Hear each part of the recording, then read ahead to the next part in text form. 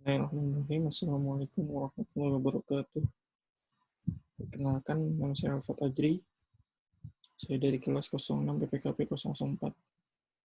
Saya akan menjelaskan sedikit tentang hukum internasional. Yang pertama ada hukum internasional menurut para ahli.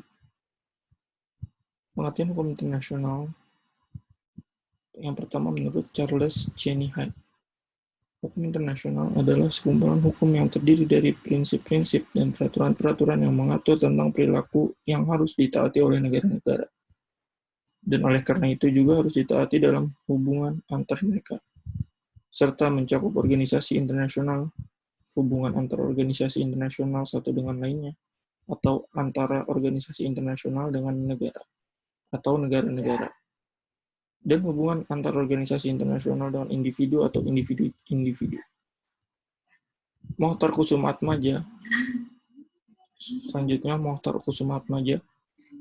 Hukum internasional adalah keseluruhan kaidah-kaidah dan asas-asas hukum yang mengatur hubungan atau persoalan yang melintasi batas-batas negara, antara negara dengan negara, serta negara dengan subjek hukum lain, bukan negara.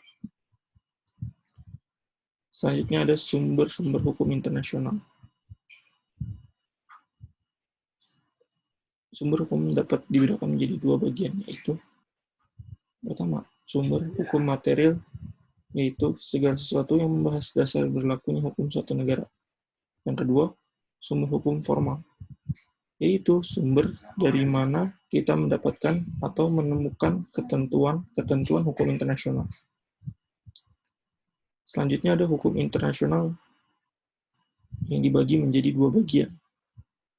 Yang pertama, hukum perdata internasional, yaitu hukum internasional yang mengatur hubungan hukum antara warga negara di suatu negara dengan warga negara dari negara lain.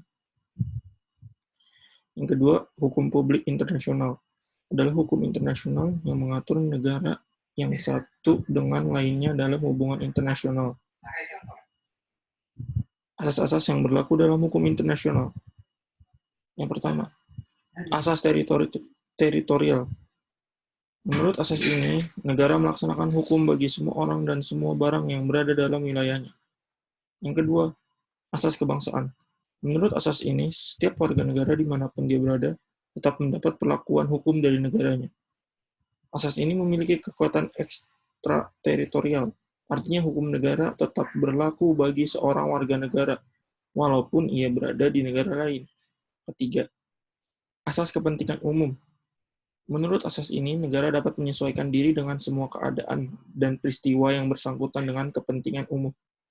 Jadi, hukum tidak terikat pada batas-batas wilayah suatu negara.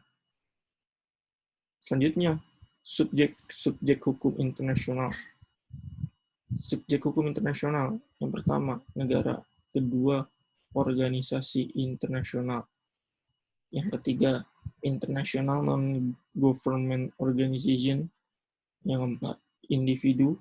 Yang kelima, perusahaan transnasional. Yang keenam, ICRC, International Committee on the Red Cross. Yang ketujuh, organisasi pembebasan atau bangsa yang memperjuangkan haknya. Yang terakhir, kedelapan, belligerent. Di sini saya akan mengambil contoh kasus pelanggaran hukum internasional. Yang pertama, ada kapal tanker Iran melanggar hukum internasional. Pada akhir Januari 2021, tanker MT Freya berbendera Iran diamankan oleh Badan Keamanan Laut Bakamla karena diduga melanggar hukum internasional. Kapal tersebut kedapatan melakukan transaksi ilegal di wilayah perairan Indonesia, tepatnya di perairan Pontianak. Bentuk pelanggaran yang dilakukan adalah melakukan aktivitas ship-to-ship BBM secara ilegal dan secara sengaja mematikan sistem AIS, Automatic Identification System. Selanjutnya ada sengketa Laut Cina Selatan. Wilayah seluas 3 juta meter persegi di Laut Cina Selatan yang bersebelahan dengan wilayah Filipina, Malaysia, dan Vietnam menjadi sengketa. Pemerintah Cina mengklaim batas wilayah dengan menerabas zona ekonomi eksklusif sejumlah negara. Pengadilan Arbitration menolak klaim Cina. Sebenarnya sengketa Laut Cina Selatan sudah berlangsung sejak lama. Menurut catatan Anthony Wright dalam Asia Tenggara dalam kurun niaga tahun 1450 sampai 1680, jilid 1, Tanah di Bawah Angin.